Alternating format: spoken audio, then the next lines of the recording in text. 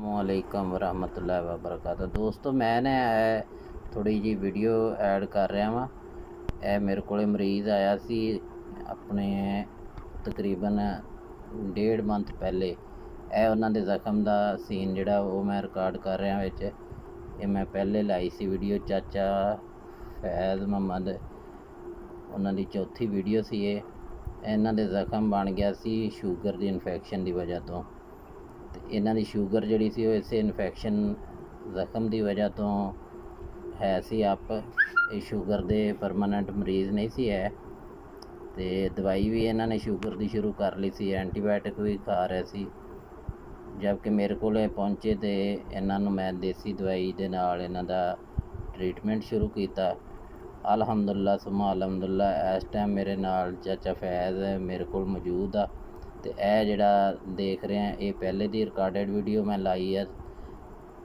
ਤੇ ਇਹਦੇ ਨਾਲ ਹੀ ਮੈਂ ਵੀਡੀਓ ਅੱਗੇ ਚਾਚੇ ਫੈਜ਼ ਕੋਲ ਪੁੱਛਦਾ ਕਿ ਚਾਚਾ ਹੁਣ ਤੇਰੇ ਕੀ ਹਾਲ ਵਾਲੇ, ਨਾਲੇ ਤੁਹਾਨੂੰ ਲੱਤ ਦਿਖਾਉਂਦੇ ਆ ਕਿ ਲੱਤ ਦੇ ਕੀ ਹਾਲਾਤ ਨੇ। ਹਾਂਜੀ ਚਾਚਾ ਮੁਹੰਮਦ ਫੈਜ਼, ਕੀ ਹਾਲ ਆ ਤੇਰਾ? ਠੀਕ ਹੈ ਜੀ। ਸੁਣਾ, ਹੁਣ ਤੇ ਨਹੀਂ ਦਵਾਈ ਖਾ ਰਿਹਾ ਕੋਈ ਸ਼ੂਗਰ ਦੀ ਜਾਂ ਕੋਈ ਐਸਾ ਮਸਲਾ ਲੱਤ ਨੂੰ ਜਾਂ ਕਿਸੇ ਕਿਸਮ ਦੀ ਕੋਈ ਪ੍ਰੋਬਲਮ? ਕੋਈ ਨਹੀਂ, ਤੇ ਜ਼ਖਮ ਮਾਸ਼ਾਅੱਲਾ ਤੇਰੇ ਬਿਲਕੁਲ ਠੀਕ ਆ। ਜਿਹੜਾ ਕਿ ਦੋਸਤੋ ਇਹ ਦੇਖ ਸਕਦੇ, ਮੈਂ ਮਜ਼ੀਦ ਜ਼ੂਮ ਵੀ ਕਰਦਾ। ਇਹ ਜੀ ਜ਼ਖਮ ਹੈ ਜਿਹੜਾ ਕਿ ਰੈੱਡ ਬਿਲਕੁਲ ਆਂਦਾ ਸੀ। ਉਹ ਜ਼ਖਮ ਜਿਹੜਾ ਵਾ ਉਹਦੇ ਉੱਤੇ ਅੰਗੂਰ ਆ ਗਿਆ, ਇਹਦੇ ਵਿੱਚ ਮਾਸ ਭਰ ਗਿਆ, ਬਿਲਕੁਲ ਠੀਕ ਅਲਹਮਦੁਲਿਲਾ। ਤੇ ਇਸ ਤੋਂ ਇਲਾਵਾ ਮੈਂ ਤੁਹਾਨੂੰ ਦੱਸਦਾ ਜਾਵਾਂ ਕਿ ਇਹ ਚਾਚੇ ਫੈਜ਼ ਦੇ ਜ਼ਖਮ ਦਾ ਇਹ ਜਗ੍ਹਾ ਸੀ ਜਿਹੜੀ ਲਾਲ, ਜਿਸ ਜਗ੍ਹਾ ਦੇ ਵਿੱਚ ਮੈਂ ਦਵਾਈ ਦੀਆਂ ਬੱਤੀਆਂ ਪਾਉਂਦਾ ਸੀ। ਉਸ ਤੋਂ ਬਾਅਦ ਇਹਨਾਂ ਦੇ ਜ਼ਖਮ ਦੀ ਇਹ ਖਰਾਬੀ ਜਿਹੜੀ ਆ ਓਪਨ ਜ਼ਖਮ ਇੱਥੇ ਸੀ। ਜਦਕਿ ਚਾਚਾ ਫੈਜ਼ ਆਪਣਾ ਹੱਥ ਲਾ ਕੇ ਦੱਸ ਕਿ ਤੇਰੇ ਇਹਦੀ ਸੋਜ ਤੇਰੇ ਕਿੱਥੋਂ ਤੱਕ ਪਈ ਹੋਈ ਸੀ ਲੱਤ ਤੇ? ਨਹੀਂ, ਇੱਥੇ ਤੱਕ ਤੇ ਜ਼ਖਮ ਖਾਲੀ ਸੀ ਨਾ, ਜਿੱਥੇ ਬੱਤੀਆਂ ਦੇਈਆਂ ਸੀ ਪਰਾਂ, ਜਿੱਥੇ ਅੱਗੇ ਤੱਕ ਪਹਿਲੇ ਦਿਨ ਜਿੱਥੇ ਪੱਟੀ ਕੀਤੀ ਸੀ ਉਹ। ਇਹ ਜਿੱਥੇ ਹੀ ਹੱਥ ਹੈ ਇਹਨਾਂ ਦਾ, ਇੱਥੋਂ ਤੱਕ ਇਹਨਾਂ ਦੇ ਸੋਜ ਇਸੇ ਤਰ੍ਹਾਂ ਸੀ ਜਿਵੇਂ ਪੈਰ ਐਨ ਬਿਲਕੁਲ ਸੋਜ਼ਸ਼ ਹੋ ਕੇ ਤੇ ਕਿਸੇ ਜਗ੍ਹਾ ਤੋਂ ਵੀ ਫਟਣ ਵਾਲਾ ਹੁੰਦਾ। ਤੇ ਉਹ ਫਟਣ ਦਾ ਸੀਨ ਜਿਹੜਾ ਵਾ ਉਹ ਬਾਕੀ ਸਾਰੀ ਜਗ੍ਹਾ ਕਵਰ ਹੋ ਗਈ ਅਲਹਮਦੁਲਿਲਾ। ਤੇ ਇੱਕ ਜਗ੍ਹਾ ਤੇ ਇਨਫੈਕਸ਼ਨ ਨੇ ਖਰਾਬੀ ਕੀਤੀ ਤੇ ਉਹ ਬਣੀ ਇਹ ਜਿਹੜਾ ਜ਼ਖਮ ਬਣ ਗਿਆ ਸੀ। ਤੇ ਇਸ ਜ਼ਖਮ ਦੀ ਮੈਂ ਹੁਣ ਵੀ ਵੀਡੀਓ ਵਿੱਚ ਐਡ ਕੀਤੀ ਹੈ। ਤੇ ਐਡ ਕਰਨ ਦਾ ਮਕਸਦ ਇਹ ਸੀ ਕਿ ਕਿਸੇ ਦੋਸਤ ਨੂੰ ਸ਼ੂਗਰ ਦੀ ਵਜ੍ਹਾ ਤੋਂ, ਔਰ ਮੈਂ ਫਿਰ ਦੱਸਦਾ ਜਾਵਾਂ ਕਿ ਚਾਚਾ ਫੈਜ਼ ਇਹ ਜ਼ਖਮ ਤੋਂ ਮੇਰੇ ਕੋਲ ਆਉਣ ਤੋਂ ਪਹਿਲੇ ਤੁਸੀਂ ਆਪਣੇ ਚੈੱਕਅਪ ਕਰਾਉਣ ਵਾਸਤੇ ਹਸਪਤਾਲ ਗਏ?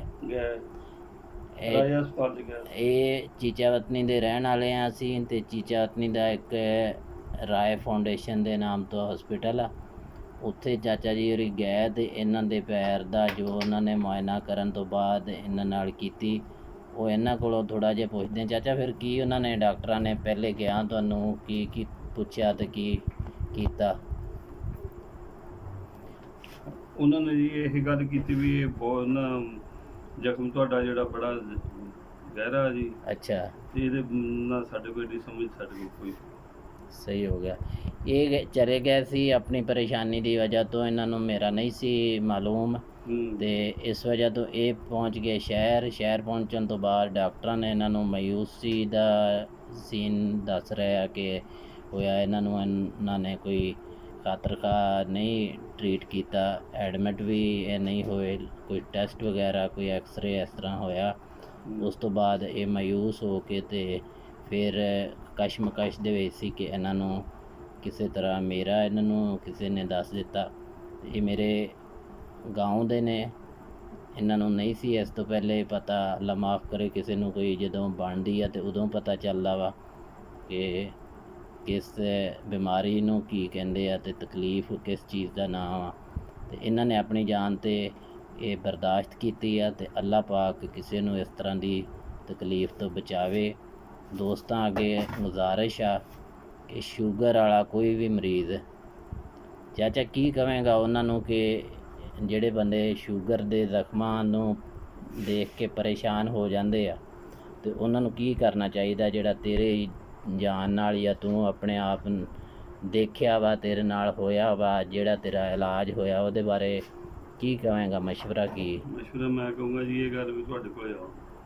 ਅੱਲਾ ਪਾਕ ਸ਼ਿਫਾ ਦੇਣ ਵਾਲਾ ਜੀ। ਚਾਚਾ ਜੀ ਹੋਰਾਂ ਦੇ ਲਫ਼ਜ਼ ਇਸ ਵਜ੍ਹਾ ਤੋਂ ਆ, ਜ਼ਿਆਦਾ ਨਹੀਂ ਗੱਲ ਕੀਤੀ ਉਹਨਾਂ ਨੇ, ਕਿ ਸਿੱਧੇ ਲਫ਼ਜ਼ਾਂ 'ਚ ਕਿ ਉਹਨਾਂ ਨੂੰ ਕਿਸੇ ਤਰ੍ਹਾਂ ਦਾ ਇੱਕ, ਜਿਸ ਤਰ੍ਹਾਂ ਮਤਲਬ ਕਹਿੰਦੇ ਆ ਨਾ ਲਫ਼ਜ਼ ਇੱਕ ਜ਼ਖਮ ਵਾਸਤੇ ਇਹਨਾਂ ਨੂੰ ਨਾ ਟੈਬਲੇਟ, ਨਾ ਇਹਨਾਂ ਨੂੰ ਕੋਈ ਇਹਨਾਂ ਵਾਸਤੇ ਟੀਕਾ, ਤੇ ਇਹਦੇ ਤੋਂ ਇਲਾਵਾ ਸ਼ੂਗਰ ਦੀ ਵੀ ਕੁਛ ਦਿਨ ਇਹਨਾਂ ਨੂੰ ਗਲੂਕੋਵੇਜ ਟੈਬਲੇਟ ਜਿਹੜੀ ਇਹਨਾਂ ਦਾ ਸ਼ੂਗਰ ਦਾ ਲੈਵਲ ਪਹਿਲੇ ਦਿਨ, ਜਿਸ ਦਿਨ ਮੈਂ ਇਹਨਾਂ ਨੂੰ ਟਰੀਟ ਕੀਤਾ ਸੀ, ਉਸ ਦਿਨ ਇਹਨਾਂ ਦਾ ਸ਼ੂਗਰ ਲੈਵਲ ਸੀ 370, ਤੇ ਉਸ ਤੋਂ ਬਾਅਦ 2 ਤੋਂ 3 ਦਿਨ ਇਹਨਾਂ ਨੂੰ ਸ਼ੂਗਰ ਦੀ ਦਵਾਈ ਖਿਲਾਈ ਸੀ, ਤੇ ਉਸ ਤੋਂ ਬਾਅਦ ਇਹਨਾਂ ਦੀ ਸ਼ੂਗਰ ਨਾਰਮਲ ਹੋ ਗਈ।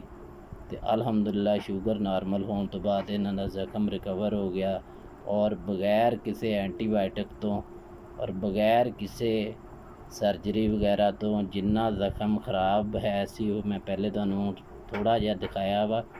ਅਗਰ ਕਿਸੇ ਦੋਸਤ ਨੇ ਸਾਰਾ ਇਸ ਚੀਜ਼ ਦਾ ਸੀਨ ਦੇਖਣਾ ਹੋਵੇ ਤੇ ਮੈਂ ਇਹ ਵੀਡੀਓ YouTube 'ਤੇ ਵੀ ਲਾਵਾਂਗਾ, ਤੇ ਇਹਦੇ ਤੋਂ ਇਲਾਵਾ ਮੇਰਾ ਫੇਸਬੁੱਕ ਚੈਨਲ ਜਿਹੜਾ ਵਾ ਉਹਦੇ 'ਤੇ ਵੀ ਵੀਡੀਓ ਇਹਨਾਂ ਦੀਆਂ ਲਾਈਆਂ ਹੋਈਆਂ ਵਾ, ਉਹਨਾਂ ਨੂੰ ਦੇਖ ਸਕਦੇ ਆ। ਤੇ ਮੇਰੇ ਨਾਲ ਰਾਬਤਾ ਕਰਨ ਵਾਸਤੇ ਮੇਰੀ ਪ੍ਰੋਫਾਈਲ 'ਤੇ ਮੇਰਾ WhatsApp ਨੰਬਰ ਦਰਜ ਆ, ਉੱਥੇ ਰਾਬਤਾ ਕਰ ਸਕਦੇ ਆ। ਤੇ ਕਿਸੇ ਜਗ੍ਹਾ 'ਤੇ ਕੋਈ ਵੀ ਬੰਦਾ ਹੈ ਤੇ ਲਾਜ਼ਮੀ ਨਹੀਂ ਕਿ ਮੇਰੇ ਕੋਲ ਆ ਕੇ ਮੈਨੂੰ ਦਿਖਾਵੇ, ਮੈਨੂੰ ਆਪਣੀ ਤਸਵੀਰ ਵੀਡੀਓ ਸ਼ੇਅਰ ਕਰਕੇ ਤੇ ਮੇਰੇ ਕੋਲੋਂ ਜਿਹੜੀ ਵੀ ਰਹਿਨਮਾਈ ਕਿਸੇ ਦੀ ਹੋ ਸਕਦੀ ਹੈ, ਮੈਂ ਆਪਣੀ ਬੇਲੌਸ ਜਿਸ ਤਰ੍ਹਾਂ ਕਹਿ ਸਕਦੇ ਹਾਂ, ਕਿਸੇ ਲਾਲਚ ਤੋਂ ਬਗੈਰ ਇਹ ਚੀਜ਼ ਦੀ ਖਿਦਮਤ ਕਰਨ ਵਾਸਤੇ ਤਿਆਰ ਹਾਂ। ਤੇ ਅੱਲਾ ਪਾਕ ਮਦਦਗਾਰ ਆ। ਪਾਕਿਸਤਾਨ ਜ਼ਿੰਦਾਬਾਦ।